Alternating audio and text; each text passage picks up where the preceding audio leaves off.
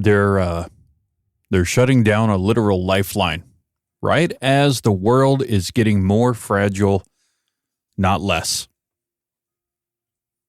Canada is about to pull the plug on its national VHF weather radio service. And, if that sentence doesn't bother you, it probably means your power hasn't been out long enough lately.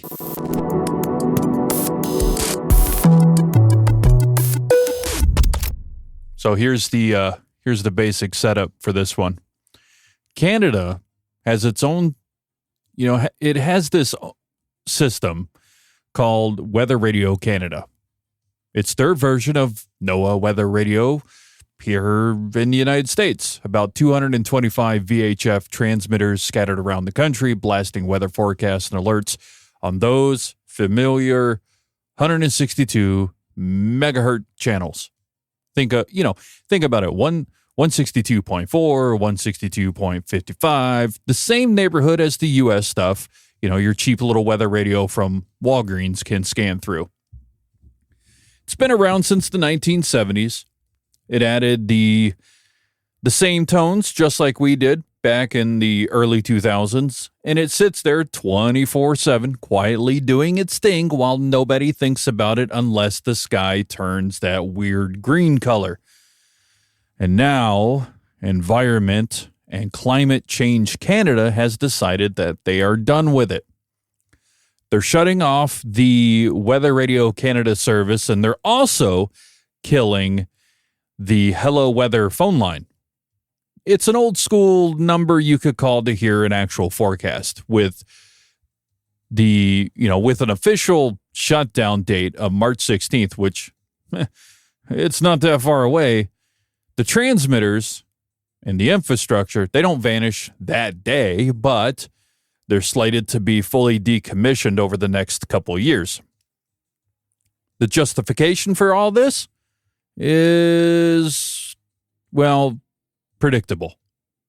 Rising maintenance cost, aging equipment, and, quote, more modern and widely available technologies, unquote.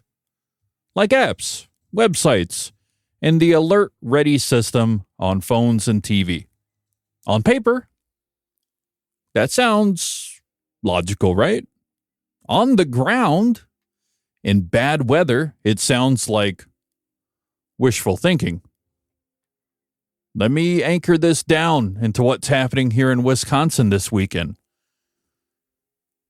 We're staring down another big winter storm. That's, pretty normal for us. But the pattern isn't. We're going to have big swings. We're going to have ice. We're going to have wet, heavy snow, wind. Power crews already tired from the last one. You start mentally tracing the failure tree. We got power goes down. Cell backup. The backhaul goes down. Or the backup goes, the backhaul. That's what I mean. The cell backhaul hiccups. A couple towers lose their UPS or their generator. Don't come back online after the power's out. Maybe fiber goes down. Above ground fiber runs. Get taken out by a tree branch. And suddenly, the point is, suddenly all those modern and widely available technologies start looking a little less robust. When you work in RF or broadcast like I have for as long as I have, you see how quickly the shiny stuff falls apart once the power flickers a few times. A weather website is one power strip away from being useless. A push notification is one overloaded LTE sector away from never arriving. A mobile app is one dead phone battery away from, I guess we just look outside then. Meanwhile, you can pick up a $30 weather radio and a pair of AA batteries, and they'll happily sit in the kitchen. They'll sit in that kitchen drawer for 5 years and then scream at you when the same header hits. That's the difference, though, with that weather radio and the pair of AA batteries sitting over there quietly in the corner in the kitchen or in that drawer, wherever. It'll alert you if something is on the way. That is the difference.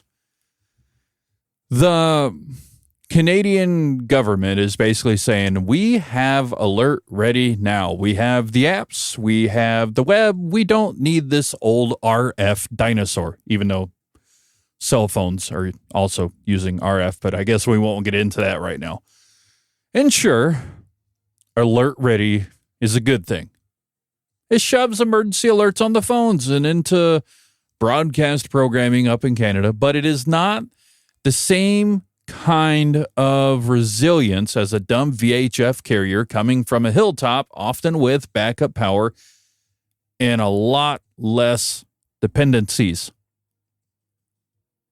One is a layered stack of vendors, backhaul software, and power budgets. The other is a transmitter, an antenna, generator, maybe a little computer system, or even a mic if you want to get a real human involved, and go. Guess which one I trust in a blizzard, or a tornado, or a hurricane?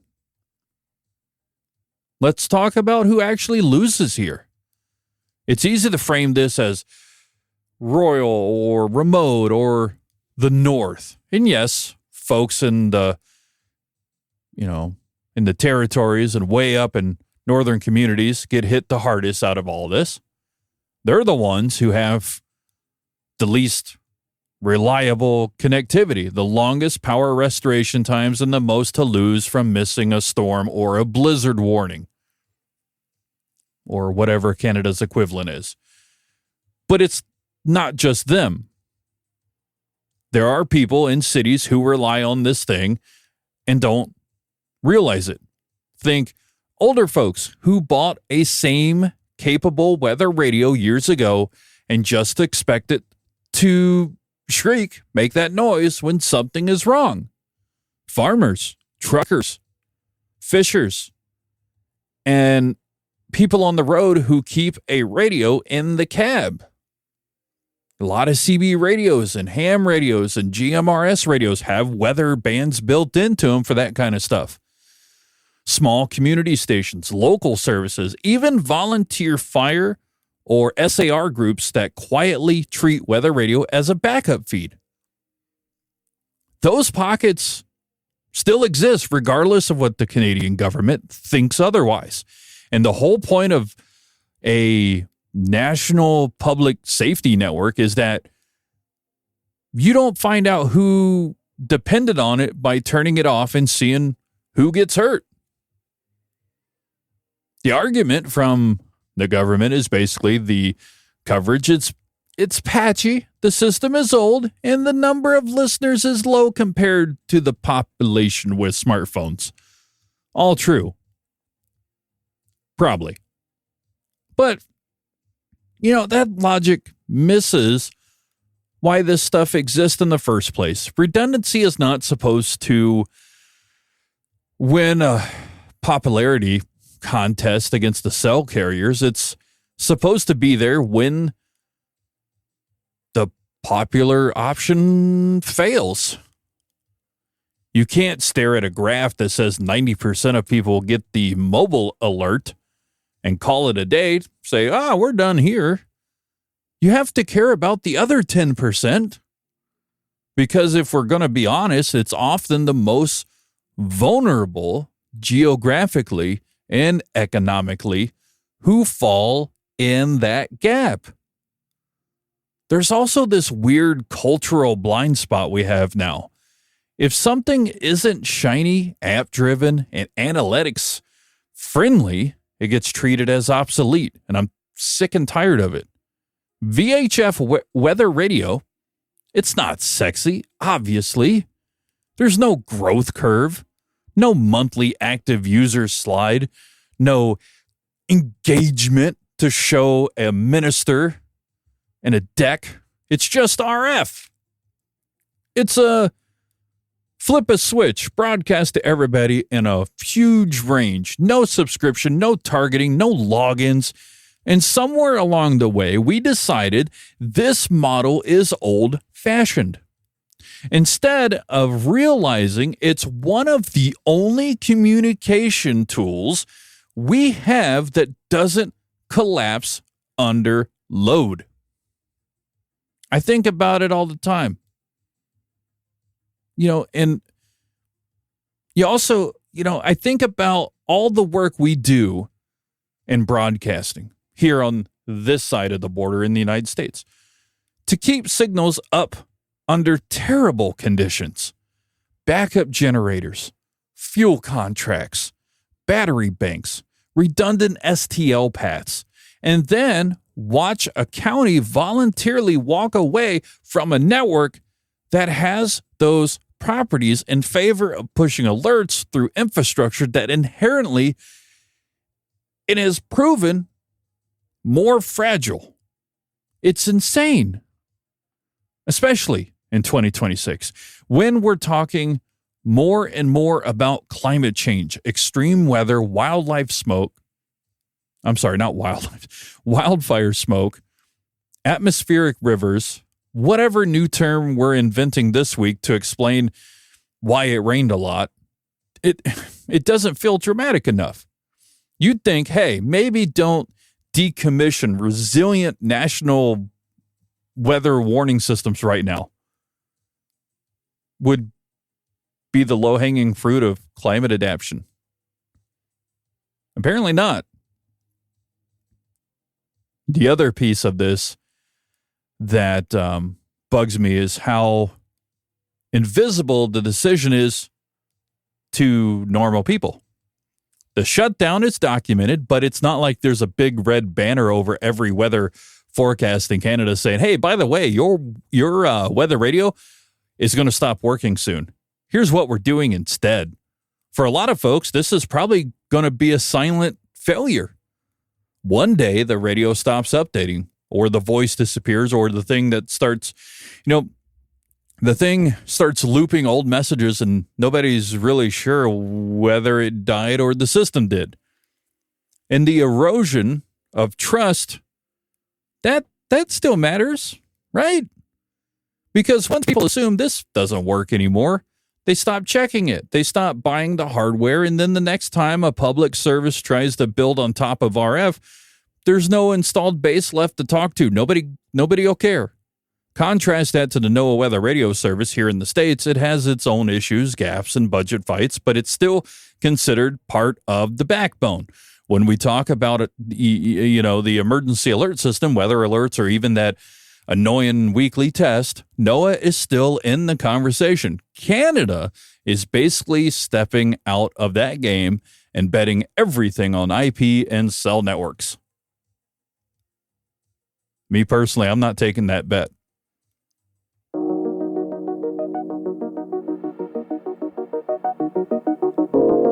So, what do we do with all this? Other than shake our heads, I guess. For me, the big takeaway is this. If you care about resilience, real, physical, boring, old resilience, tech people, the engineers, media folks, you can't assume policy is going to protect it for you now. We have to be the annoying ones in the room saying, hey, okay, but what happens when the power is out for 3 days? What if the fiber backhaul goes away?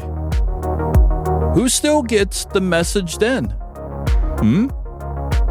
And if the answer is, well, technically nobody, that's not acceptable just because the spreadsheet says maintaining the old system was a little more expensive. I'm not Canadian. I don't have a say in their budget or what happens over there. And I know every system has to evolve, but watching a country shut down a working nationwide RF weather radio network in the middle of more chaotic climate era, it just feels like we learned the wrong lessons from the last decade. If I ever do a longer episode on this, I'd love to get maybe someone from the environment Canada, someone from broadcast, and someone from emergency management, all in the same conversation, and just asked, hey, what do you think redundancy actually means in 2026? Because from where I'm sitting, staring at the radar, checking generator fuel for this weekend, wondering which link will die first in the next storm, redundancy still looks a lot like an unfancy transmitter on a hill, humming along when everything else has gone quiet. I'm Tyler. You can follow me on Instagram and Threads at tylerwoodward.me. Also, tylerwoodward.me. You can also head over there to get the latest episodes. Subscribe, like the show wherever you're listening.